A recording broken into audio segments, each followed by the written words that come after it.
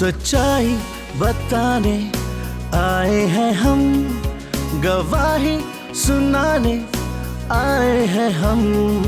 वो नेमतें सब बरकतें, वो रहमतें और मोहब्बतें हम पर हुई जो शफकतें, मेरे खुदा की सब कुर्बतें, वो सब बताने आए हैं हम, गवाही सुनाने आए हैं हम।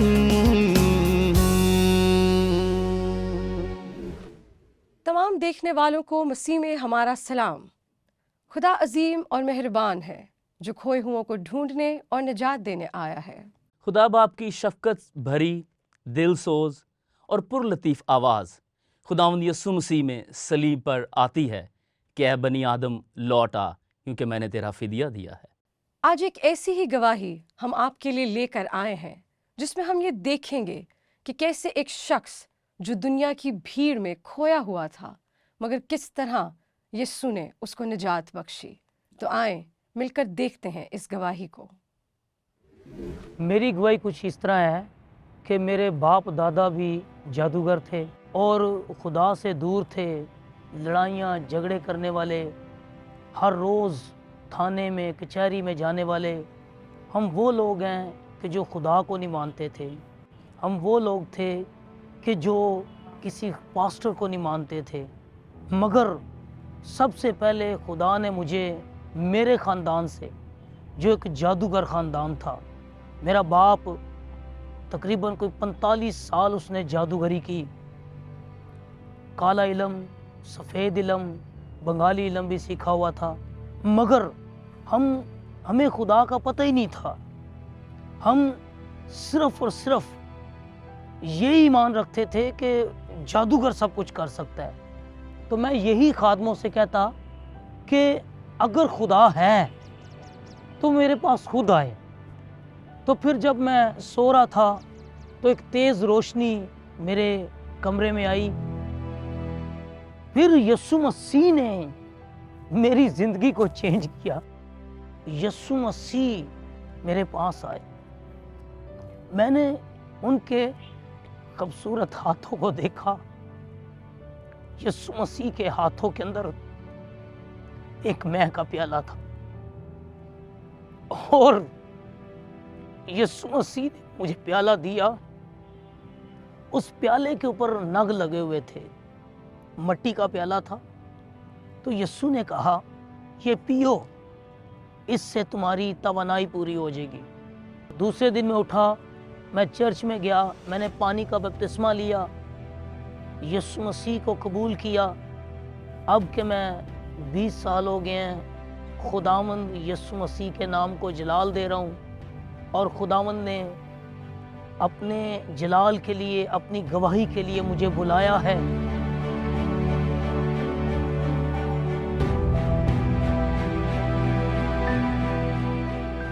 बहुत सारी मुश्किलात आईं, बहुत सारी परेशानियां आईं, बहुत सारे लोगों ने तंग किया कि लोगों ने कहा कि इस शख्स ने तो यीशु को कबूल कर लिया है। मेरे दोस्त मुझे बुलाने लगे जो शराब पीने वाले थे, लड़ाइयाँ वाले थे, मगर मैंने सबको इग्नोर कर दिया। यीशु मसीह को मैंने ऑनर दिया, यीशु मसीह को मैंने दर्जा दिया। तो आज मैं यीशु मसीह की गवाही दे रहा हूँ और यीशु मसीह के नाम को जलाल दे रहा हूँ। आमीन।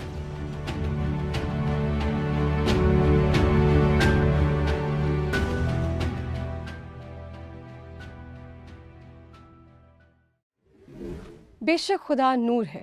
वो जिंदगियां जो अंधेरों में हैं, गुनाहों के अंधेरों में, तबाहियों के अंधेरों में, जहालतों के अंधेरों में, उनको रोशनास कर देता है और उसके जलाल की रोशनी उन तमाम सच्चाइयों के भेदों को उन पर खोल देती है जिनके जहनों को इस जहान के खुदा ने अंधा कर रखा है।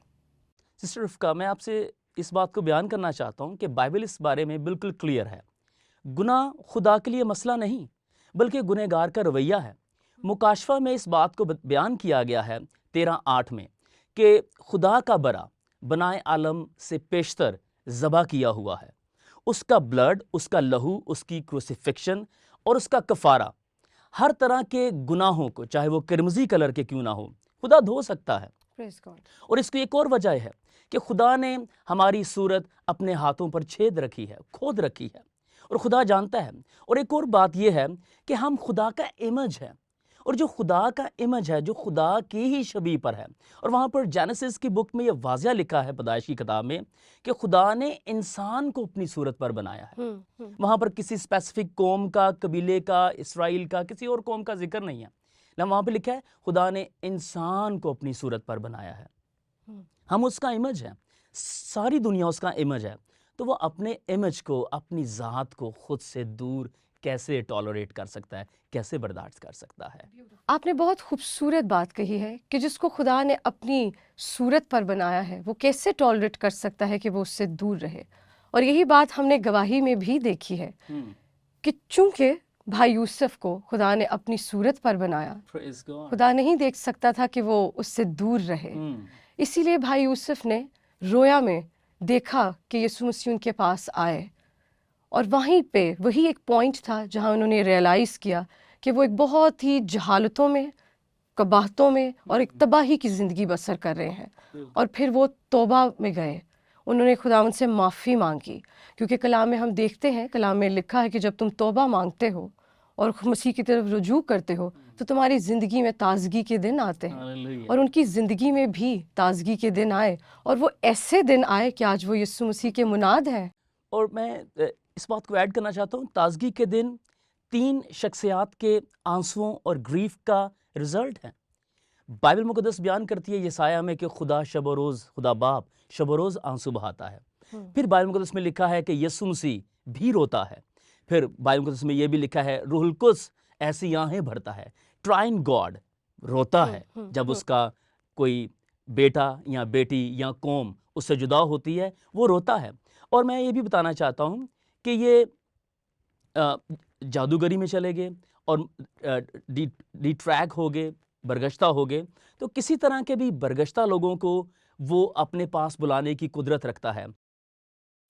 تو آئے ناظرین، بڑھتے ہیں اپنے نیکسٹ سیگمنٹ کی طرف جس کا نام ہے انداز سوچ، جس میں ہم مل کر یہ جانیں گے کہ لوگوں کا کیا خیال ہے خدا سے دوری کے بارے میں۔ دیکھتے ہیں اس سیگمنٹ کو۔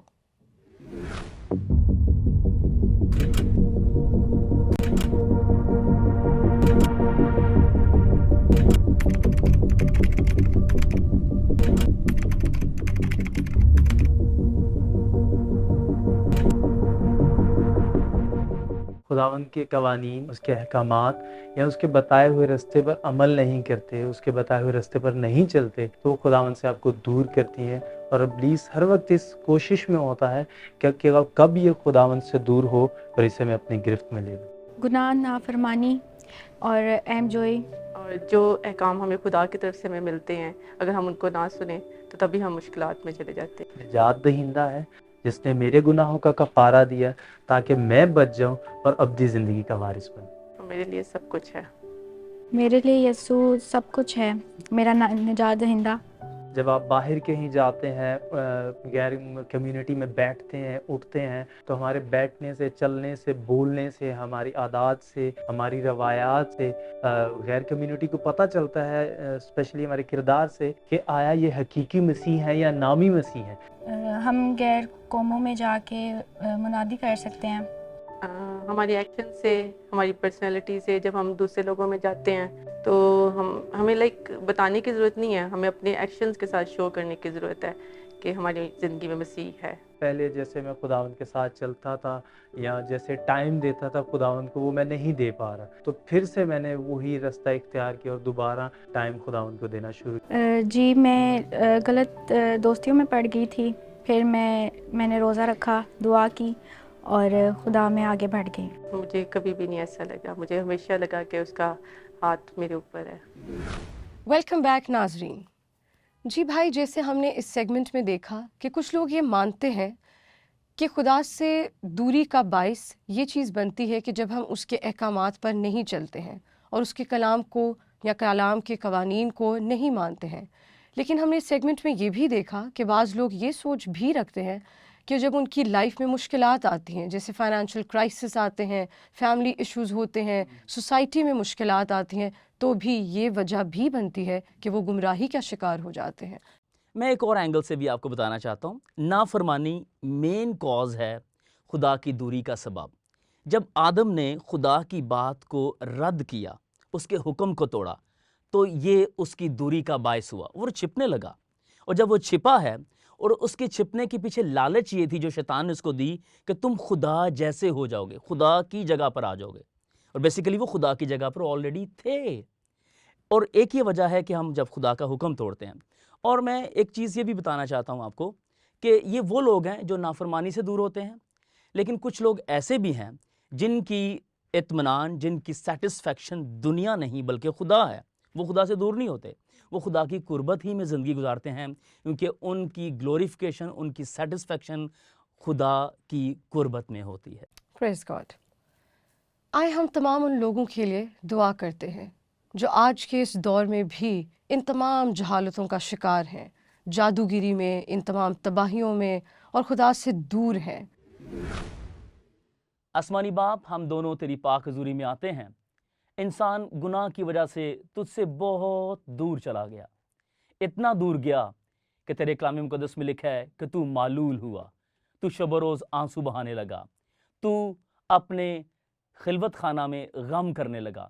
لیکن اے باپ, میں دعا کرتا ہوں یسوع مسیح میں ان سب کو واپس بلا لے اور اپنے صلیب کے کفارہ میں ان کو نجات دے, تاکہ وہ اس دوری سے, گناہ کی اس گندگی سے واپس آ کر تیری قربت کو, تیری نجات کو اور تیرے اطمینان کو حاصل کر سکیں. یسوع کے نام سے مانگتے ہیں, آمین. آپ اپنی روزمرہ زندگی میں بہت سی جگہوں میں خدا کے ساتھ کو, اس کے پیار کو اور اس کے رحم کو اپنی زندگی میں محسوس کرتے ہوں گے, اور اس کے جلالی کاموں کو اپنی زندگی میں دیکھتے ہوں گے. انہی معجزات اور گواہیوں کو ہمارے ساتھ شیئر کریں تاکہ ہم مل کر خداوند کے نام کو جلال دیں. ابھی ہمارے فیس بک پیج پاک 7 پر جائیں اور میسج کے ذریعے اپنی گواہیوں کو ہمارے ساتھ شیئر کریں تاکہ ہم آپ کی گواہیوں کو اپنے پروگرام کا حصہ بنا سکیں. امید کرتے ہیں آپ کو اس ایپیسوڈ سے اور اس شو سے برکت ملی ہوگی. اگر آپ کے پاس بھی کچھ ایسی گواہیاں ہیں جو لوگوں کے لیے باعث برکت ہو سکتی ہیں, پلیز ضرور ہم سے وہ شیئر کیجئے تاکہ ہم ان کو اس شو کا حصہ بنا سکیں. شو میری گواہی کا مقصد آپ لوگوں کے لیے بہت سی گواہیاں لانے کا اس لیے تھا تاکہ ہم اس سے بہت کچھ مل کر سیکھیں, خداوند کے نام کو جلال دیں, ایمان میں مضبوط ہوں, اس کے کلام میں پختہ بنیں, تاکہ جو بھی دنیا میں حالات ہیں, ہمارے کرب و جوار میں چاہے کتنی بھی آزمائشیں ہوں, مگر ہم اس کے کلام میں ڈٹے رہیں, مضبوط رہیں. اور ایک بات ضرور یاد رکھیے گا کہ یہ دور اب آخری دور ہے. چاہے کیسے بھی حالات ہوں, ابلیس کی طرف سے آزمائشیں کتنی بھی سخت ہوں, مگر وہ تعلیم جو ہمیں دے دی گئی ہے, ہمیں اس پہ مضبوط رہنا ہے اور ہمیشہ قائم رہنا ہے.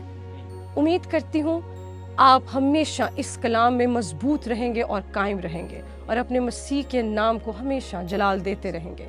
ہم ایک بار پھر ضرور آپ سے ملاقات کریں گے, مزید گواہیوں کے ساتھ, کچھ نئے رخ لے کر آپ کی خدمت میں پھر حاضر ہوں گے. تب تک کے لیے ہمیں اجازت دیجیے. اپنا بہت خیال رکھیے گا. خدا حافظ.